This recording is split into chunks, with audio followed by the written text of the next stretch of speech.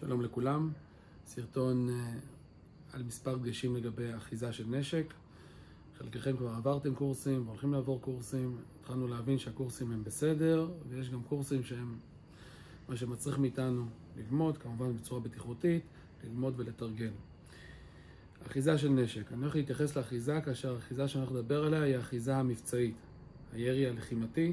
יש לנו באקדח ירי ספורטיבי, אחיזה ספורטיבית, ויש לנו ירי יותר מבצעי, והאחיזה היא גם מבצעית. האקדח, הגלוק שעליו אני אדגים, כמובן שהנשק פרוק ויש לנו תותב בנשק. אני אזכיר לכולם איך מתבצעת הפריקה למרות שהנשק הוא פרוק. לפני שמתחילים להתעסק עם נשק, אנחנו מוודאים שאין לנו כדור בקנה, מבט, פתח בית המחסנית, בדיקה ראשונה, בדיקה פיזית ויזואלית של בית מחסנית, לראות שאין לנו כדור בבית הבליעה, דריכה נמרצת, דריכה מבוקרת, וירי בין כוונות. הנשק פרוק. האחיזה שלנו בנשק. למעשה, כשאנחנו מבצעים ירי מבצעי, הגוף שלנו נמצא באיזשהו מתח מסוים, בפחד, ומשם אנחנו מפתחים את כל צורת הלחימה שלנו. אנחנו רוצים שהאחיזה שלנו תהיה חלק מהיד, כי יש לנו את שיטת ההצבעה, שאולי נדבר באיזשהו סרטון. אני רוצה להקפיד שהקנה, כל הצינה, ממשיכה את הקו של המרפק שלי. שימו לב, כל האמה שלי והצינה בקו אחד. יש פשוט מצבים שלפעמים אנשים מחזיקים בצורה לא נכונה, אבל אפשר לראות את הצינה באיזושהי זווית, כמובן שאני מקצין, או לכיוון השני. אנחנו רוצים שהצינה והאמה יהיו בקו אחד. אצבע מחוץ לשמורת ההדק, זו הותרת הבטיחות שדיברנו עליה בסרטון הקודם, והאחיזה צריכה להיות כמה שיותר חזקה. כמה שיותר חזקה. לגבי האגודל, האגודל הוא קריטי באחיזה. אני לוקח את האגודל ואני סוגר אותו ב-90 מעלות. לא בצורה הזאת, סוגר ב-90 מעלות, ואני לוחץ אותו כלפי האקדח. למעשה אני מבצע את התנועה הזאת. לחיצה פנימה, כנגד כף היד. אוחז וכנגד כף היד. והאחיזה שלי היא נחשבת לאחיזה גבוהה. מה זאת אומרת? רק בשביל שנבין את המונחים, זאת אחיזה נמוכה, זאת אחיזה גבוהה. למה אני צריך את האחיזה הגבוהה? יש לנו את הצינה. התנועה של הצינה בזמן הירי, לפנים ולאחור, יש לנו מומנט, נכון?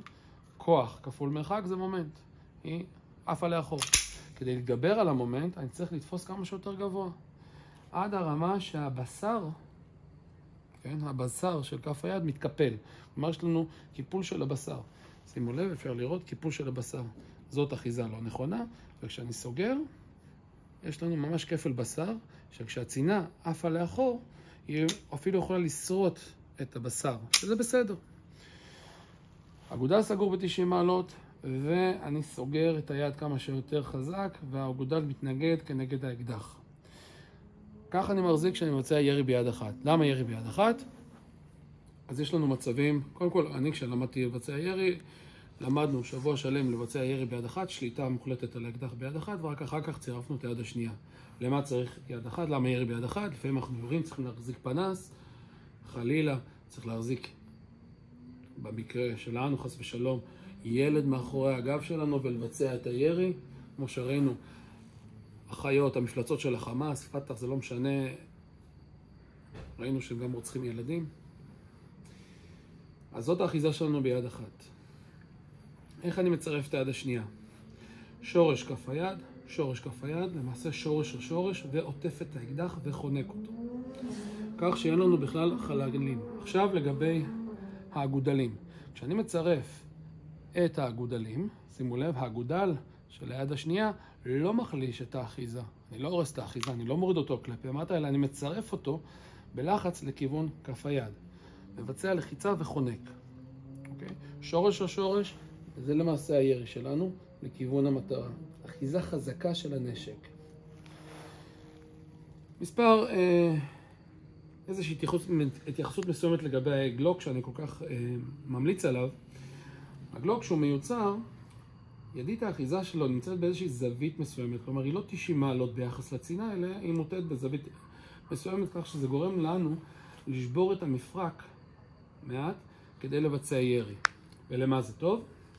כשאנחנו למעשה מקפידים על השבירה הקלה הזאת שכרגע אתם לא רואים בעין, אם אנחנו מבצעים ירי ביד אחת ועברנו איזושהי ריצה מסוימת, לחימה, אולי קרב מגע, מטח של מחסנית, אנחנו נתחיל להרגיש את היד במרחוק, האחיזה מתחילה קצת להתפרק. כשאנחנו נותנים את השבירה הזאת, למעשה מתחזקת האחיזה שלנו ביד אחת. באקדחים אחרים יש לנו אחיזה טבעית, כלומר 90 מעלות הצינה ביחס לידית, אבל המומחים אומרים שבסופו של דבר זה מקשה כבר על השליטה בנשק בירי יותר ממושך. אז זה אחד היתרונות שיש לנו גם בגלוק. שימו לב שבגלוק הצינה היא מאוד קרובה לאחיזה עד הרמה שהיא ממש שורטת את הבשר לפעמים, וכך אני יכול להגיע למטחים הרבה יותר מהירים. ולמה אני צריך את המטח המהיר? כמו שהסברתי בסרטון הקודם, 9 מילימטר, קליע שנחשב לחלש בתחום הלחימה. אנחנו רוצים לראות מטח של כדורים וכמה שיותר ממורכז לעבר המחבל כדי שיקרוס באותו רגע ולא ימשיך לתקוף. שוב אני חוזר, אגודל סגור 90 מעלות כנגד כף היד, כמה שיותר חזק תופסים, אצבע מחוץ משורת ההדק, מצרף את היד השנייה, שורש על שורש, עוטף את הנשק, וזאת השליטה שלי על הנשק, מפה אני מבצע את ההצבעה.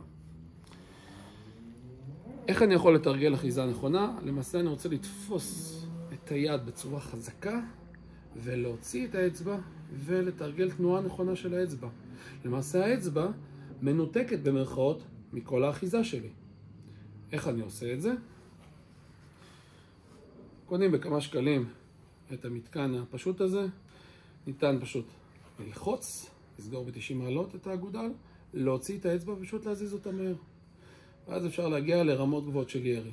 אוקיי? פשוט להחזיק כמה שניות, בערך 30 שניות, ולבצע ממש תנועה של ירי רק עם המתקן. דבר אחרון, כשאני שולף את הנשק, כבר כשאני ניגש לנשק, אני כבר סוגר את האגודל ב-90 מעלות כדי להגיע לאחיזה מושלמת כבר ביד אחת. כבר האגודל סגור ב-90 מעלות ולוחץ כנגד כל כף היד, אצבע כבר מוכנה מחוץ לשמורת ההדק, ומפה אני מבצע את השטיפה, ומכאן דריכה והירי, ויש לנו אחיזה, כל הזמן שומר עליה אחיזה מדויקת. אוקיי? שנזכה לבשורות טובות, בהצלחה לכולם.